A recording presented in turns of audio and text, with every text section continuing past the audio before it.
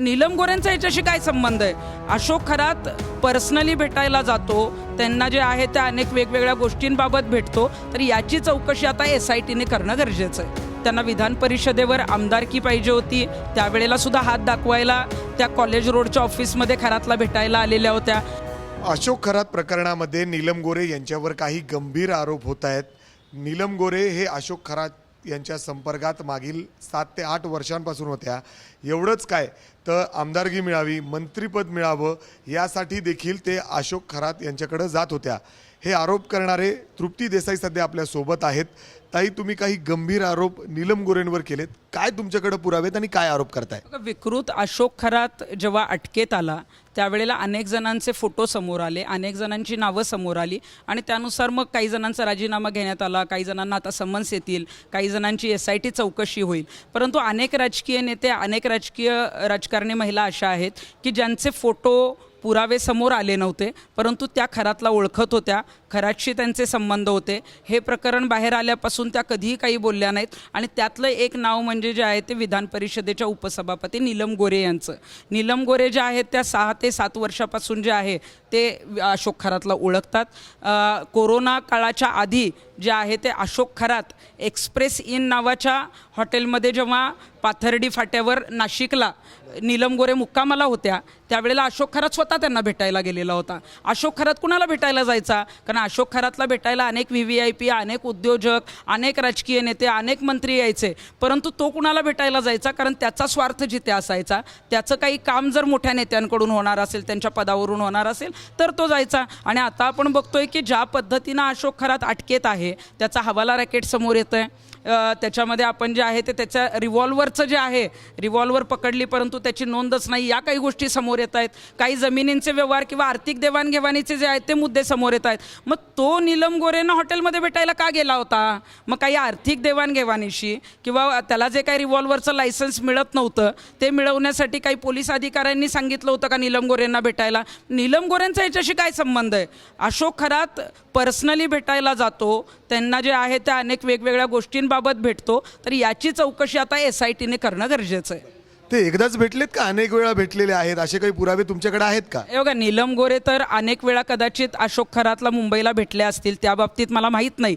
परंतु नाशिकमध्ये मात्र जेव्हा त्यांना विधान परिषदेवर आमदारकी पाहिजे होती त्यावेळेला सुद्धा हात दाखवायला त्या कॉलेज रोडच्या ऑफिसमध्ये खरातला भेटायला आलेल्या होत्या. त्यांना मंत्रिपद पाहिजे होतं आणि ते मंत्रिपद मिळावं यासाठी मग कुठली पूजा करायची का, कुठलं काय करायचं का, यासाठी जे आहेत त्या नीलम गोरे ज्या आहेत त्या अशोक खरातला भेटलेल्या आहेत. त्यामुळं नाशिकमध्ये ज्या कॉलेज रोडला च्या ऑफिसमध्ये महिलांचं लैंगिक शोषण झालं तिथं नीलम गोरे भेटल्या आहेत. कदाचित त्यावेळेला नीलम गोरेंना अशा पद्धतीचं लैंगिक शोषण होतं आहे माहीत नसेल, परंतु जेव्हा या गोष्टी बाहेर आल्या त्यावेळेला अधिवेशन सुरू होतं, अशोक खरात अटकेत होता. मग नीलम गोरेंनी या संदर्भामध्ये कुठंच पत्रकार परिषद का घेतली नाही? अशोक खरातच्या विरोधात जी आहे ती कुठली प्रेस नोट का काढली नाही? 2 ओळींची तक्रार तरी मुख्यमंत्र्यांकडे करायची होती, ती केली नाही. त्यामुळं कुठंतरी पाणी मुरतंय आणि याच्यामध्ये अशोक खरातचा जो संबंध आहे तो नीलम गोरेंशी आहे. या संदर्भामध्ये मुख्यमंत्र्यांनी चौकशीचे आदेश देणं गरजेचं आहे आणि SITनं यांची जी आहे ती चौकशी करणं गरजेचं आहे. ताई, तुम्ही गंभीर आरोप करताय नीलमताईंवर. तुम्ही म्हणताय की त्यांना आमदारकी मिळावी, मंत्रिपद मिळावं यासाठी त्यांनी पूजा घातलीत. कुठलीही पूजा घातली आहे का त्यांनी? आणि तुमच्याकडे असे काही पुरावे आहेत का, काही फोटो आहेत का? हे बघा, नीलम गोरे ज्या वेळेला मंत्रिपदासाठी, आमदारकीसाठी त्यांच्याकडे जायच्या त्यावेळेला अशोक खरात जो आहे तो वेगवेगळ्या पूजा किंवा वेगवेगळ्या जे काही विधी आहेत त्याचे तो सल्ले द्यायचा. त्यामुळं पूजा कोणती एक्झॅक्ट घातली हे मला माहीत नाही, परंतु त्यांना मंत्रिपद मिळावं किंवा आमदारकी मिळावी यासाठी ते अशोक खरातला भेटल्या आणि अशोक खरातनी पण जे जे विधी आहेत ते त्याच्यामार्फत केलेले असतील. तुमच्याकडे ह्याच्यासाठी काही पुरावे आहेत का? आतापर्यंत आपण बघितलं तर रुपाली चाकणकरांवर जे आरोप झाले त्याच्यानंतर त्यांचे काही फोटो समोर आले की त्यांचे संबंध म्हणजे अर्थात ते भेटायचे, ते त्यांना गुरु मानायचे, पण असं काही फोटोज नीलम गोरेंचे तुमच्याकडे आहेत का? हे बघा, नीलम गोरेंचे फोटो आत्तापर्यंत बाहेर आले नाहीत, म्हणूनच त्यांचं नाव जे आहे ते चर्चेत नव्हतं किंवा अशोक खरातला त्या ओळखतात का नाही हे सुद्धा लोकांना माहीत नव्हतं. परंतु आता या 3ही भेटीत नीलम गोरेंबरोबर ज्या ज्या व्यक्ती किंवा ज्या ज्या महिला तिथं उपस्थित होत्या त्या लोकांनी येऊन मला ही सगळी माहिती दिलेली आहे. त्या सगळ्या घटनेचे साक्षीदार ते लोक आहेत. त्यामुळे जेव्हा कधी वेळ येईल तेव्हा ते साक्षीदार घेऊन जे आहे ते मी मुख्यमंत्र्यांना भेटेन. त्या साक्षीदारांकडे काही पुरावे आहेत का? कारण पुरावे हे गरजेचे आहेत. तुम्ही आरोप करताय, यामध्ये खरंच म्हणजे तुम्ही चौकशी जर केली तर फोटोज पाहिजे, काही प्रूफ्स पाहिजे. त्या हॉटेलमध्ये स्वतः खरात त्यांना भेटायसाठी गेले होते. असे नेत्यांना भेटण्यासाठी असे लोक येत असतात. पण अशोक खरात काय कुणालाही भेटायला जात नव्हता आणि अशोक खरात स्वतःचं ऑफिस जास्त काही सोडत नव्हता. त्यामुळं नीलम गोरेंना तो भेटायला गेलेला आहे आणि मला असं वाटतं की याच्यामध्ये फोटोचे पुरावे असण्यापेक्षा ज्या व्यक्ती तिथं साक्षीदार म्हणून आहेत त्याच आमच्याकडे आलेल्या आहेत. त्यामुळं तोच मोठा पुरावा आहे आणि त्यांच्याकडे जे जे पुरावे आहेत ते मला असं वाटतं की आत्ता कुठंतरी व्हायरल करण्यापेक्षा, बाहेर देण्यापेक्षा जेव्हा कधी योग्य वेळ येईल तेव्हा ते आम्ही मुख्यमंत्र्यांकडे सोपवू. ताई, मला विचारायचं, तुम्ही पत्रकार परिषद घेतली, ज्यांच्याकडे हे पुरावे होते ते तुमच्याकडे आले, मग या पत्रकार परिषदमध्ये ते का नाहीत सोबत तुमच्यासोबत?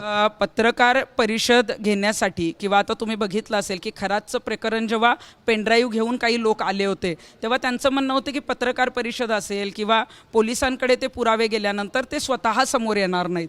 आणि यामध्ये तर त्यांच्याशी संबंधित असलेल्या व्यक्ती असल्यामुळे नीलम गोरे त्यांना जे आहे ते त्रास देऊ शकतात किंवा याच्यामध्ये जे आहे ते बोलू देणार नाहीत किंवा काही गोष्टी ज्या आहेत त्या समोर येऊ देणार नाहीत. म्हणून त्यांनी आम्हाला ही माहिती जी आहे ती इथं येऊन दिली आणि त्या संदर्भात जी आहे ती मला जी काही जबाबदारीनं माहिती मिळाली, मी फार जबाबदारीनं बोलतेय की हे जे साक्षीदार आहेत योग्य वेळ आल्यावर त्यांना मी समोर आणेन. बरं, आता काय मागणी करताय तुम्ही?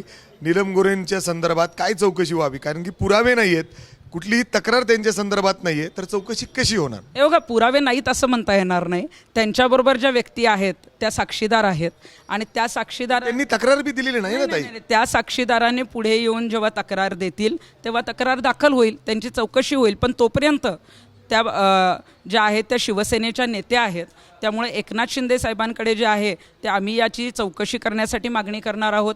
ज्या एक्सप्रेस इन हॉटेलमध्ये त्या मुक्कामाला होत्या, जिथं अशोक खरात भेटायला गेला, त्याचे CCTV फुटेज निघाले पाहिजेत आणि यामध्ये खरोखरच त्यांचा फक्त हात दाखवणे, भविष्य बघणे एवढाच संबंध होता की काही अघोरी पूजा आणि काही ज्या आर्थिक देवाणघेवाण ही पण त्यांनी केलेली आहे, याची चौकशी SITने केली पाहिजे अशी तुम्ही मागणी करा. अशी माझी म्हणजे त्या महिलेला घेऊन तुम्ही तक्रार देखील दाखल करायला जाणार आहात? माझ्याकडे जे कोणी आलेलं होतं त्याच्यामध्ये जेव्हा कधी वेळ मिळेल आणि तसं जर आम्हाला काही विचारणा झाली तर त्या व्यक्तींना घेऊन मी नक्कीच चौकशीसाठी जाईन. त्यांच्याकडे पुरावे आहेत म्हणजे?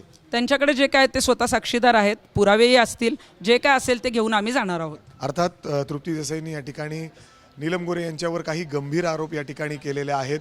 ते गेले काही वर्ष अशोक खरात यांच्या संपर्कात होते, आमदारगी मिळावी, त्यानंतर मंत्रिपद मिळावं यासाठी देखील ते प्रयत्न करत होते. काही पूजा देखील त्यांनी त्या ठिकाणी घातलेल्या आहेत. एवढंच काय तर त्यांचे काही आर्थिक व्यवहार देखील त्यांच्याबरोबर होते का या संदर्भात देखील सविस्तर चौकशी व्हायला हवी.